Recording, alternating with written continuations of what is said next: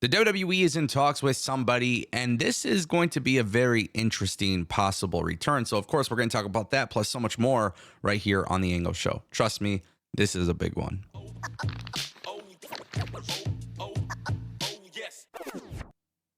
Hey, guys, I normally don't do this, but I just want to say quickly, very quickly, thank you to everybody who sent me birthday wishes. I took the weekend off. Big birthday celebration this year. Definitely appreciate all your guys' love. With that being said, let's just jump right into the news. Hey, I might not be the biggest fan of NWA. They do some good things. They do some things that I don't really care for. But the one thing I have to do is acknowledge Billy Corgan's interview with Fightful, with Jeremy Lambert and Joel Pearl, excuse me. Guys, I want to talk about this because I did talk about the Nick Hausman report originally, with the NWA doing the cocaine spot on their pay-per-view.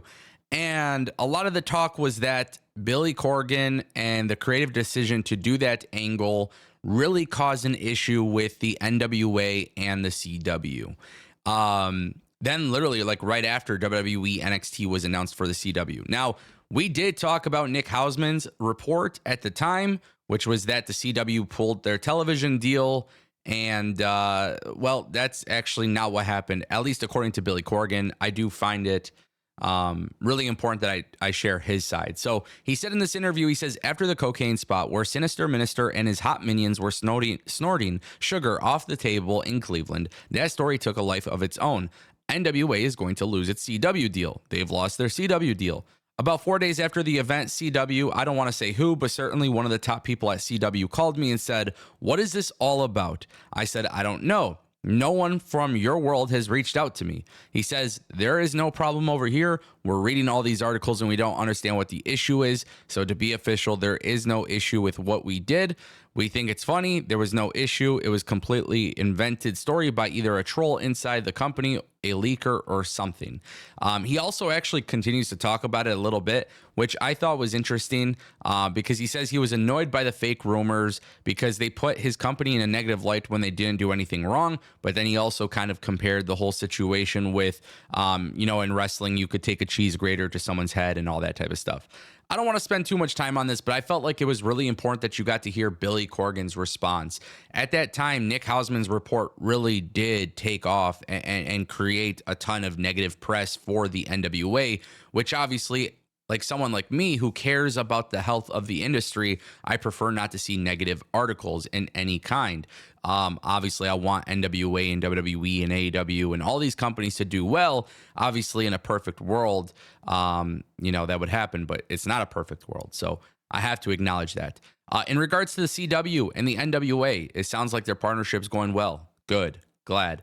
I still never liked that cocaine spot, just mainly because I don't feel like it actually did anything to help somebody get over or really do anything of importance. I also want to say, when he mentions the cheese grater thing, I think it's also fair to say I don't really care for those spots because 99.9% of the time, it's just another moment that's in the match that, draws attention, I guess. But it's not really doing anything to elevate someone or progress a storyline. So that's just my personal opinion on it. I want to share it, and let's just keep it moving.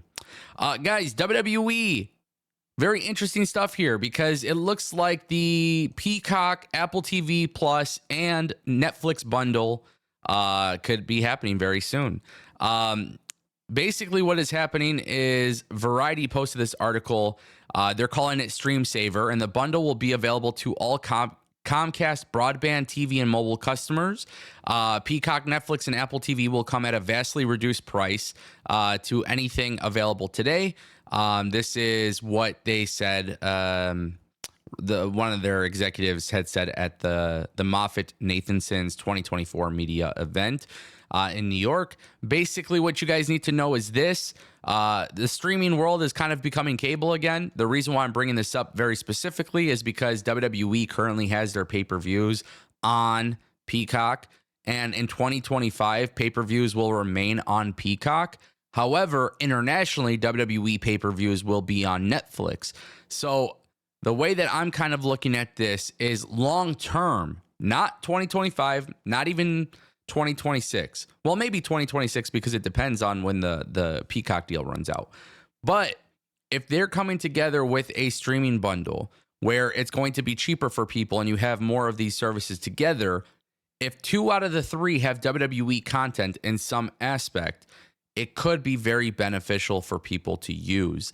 I also think it opens up doors for relationships where maybe eventually WWE says, hey, let's pull pay-per-views off Peacock, but we'll put live pay-per-views on Apple TV Plus. You know, this is a start of a relationship. This is not the end goal, but this is the start of a relationship. Because obviously it doesn't make sense in America, you know, to watch Netflix. Yes, you'll be able to watch WWE Raw, but you won't be able to watch the WWE pay-per-views because that's an international thing. So if you have the Netflix and then you have Peacock, you're getting the best of both worlds. It's just something to kind of make it easy for people to consume content. I want to switch our attention to CM Punk. Dave Meltzer is saying that CM Punk could be available soon. It's not far off anymore for his return. He's getting closer and closer. Look, obviously, you guys know how I am when it comes to these reports. I feel like a lot of it is, especially from Meltzer these days, I just feel like a lot of it is speculation and stuff. But I did want to talk about this because I just find it fascinating that one of the hottest angles in WWE or even just pro wrestling in general comes from 2 guys who are injured and they can't even wrestle right now on TV. So it is a very interesting thing. But obviously with CM Punk coming back, I do think it's important that CM Punk comes back and immediately gets that match with Drew McIntyre. I think Drew McIntyre and CM Punk have a really good feud. I want to see what it becomes after the fact because I like both of these guys, honestly. I really do. I think they've been very entertaining from the moment it started. You know, I'm one of those guys. I want Drew McIntyre to be a world champion again. But at the same time, too, the storyline that has progressed weekly has actually been really fun to watch. And it's interesting that WWE has been able to pull this off with 2 injuries. But nonetheless, CM Punk is coming back, baby. This should be very fun. Can't wait to see what happens. And obviously that brings us to our final topic of today's video. Jesse Ventura is in talks with WWE. This is obviously really shocking. We have no idea what's going to happen here, but he did talk to Frank Moreno of WABC 77 Radio. He says that he is in talks with the company about a Legends deal. He noted that WWE wants to bring him back on a Legends deal that would allow them to use his likeness for various projects, including merchandise and video games. He pointed out how many wrestlers from the first WrestleMania are no longer alive. He added that it's not likely that he'll get back on the microphone because he doesn't know who wrestles anymore. So you shouldn't expect to see Jesse Ventura on commentary. You shouldn't expect to see him doing anything really on TV. But the thing about these Legends deals that is nice is obviously WWE has the relationship for WWE 2K. You also got to factor in WWE just, you know, doing these documentaries and doing these things with A&E, you know, WWE Rivals and all these docuseries and all of these different things that they're doing. And then, you know, you got to think like they just had Lillian Garcia on WWE Raw. So sometimes making those one-off appearances could really add to something. You know, maybe they get him acclimated to who is wrestling. Maybe they have Jesse Ventura commentate a WrestleMania as a special guest. I don't know. But it's interesting because it feels like Triple H and Nick Khan have really been trying to fix relationships that have been broken in the past by the previous regime. I don't know who is spearheading that decision. I don't know if that's TKO. I don't know if that's Nick Khan specifically. I don't know if it's Triple H, but it does seem like a lot of relationships are being repaired. You know, the CM Punk relationship was like that's an interesting one too, right? So Jesse Ventura, you know, obviously long history in the world of professional wrestling, WCW, WWE. I don't remember the last time I seen him on a WWE Raw, but I can certainly tell you the last time I seen him on WWE TV, for some reason, it was like something to do with Randy Orton. And I wish I knew what it was, and I can't remember what it was. But that's how long it's been. I mean, I'm talking like early, like it had to be 2007, 2008, 2009, 2010, something like that. I don't know. But yeah, just want to kind of throw this out there. This is pretty massive. This is something that a lot of people never really saw coming, never thought it would happen. And it seems like WWE is really trying to make progress in those areas, which I do appreciate. So Let me know what you guys think in the comment section down below. Ladies and gentlemen, that is The Ango Show.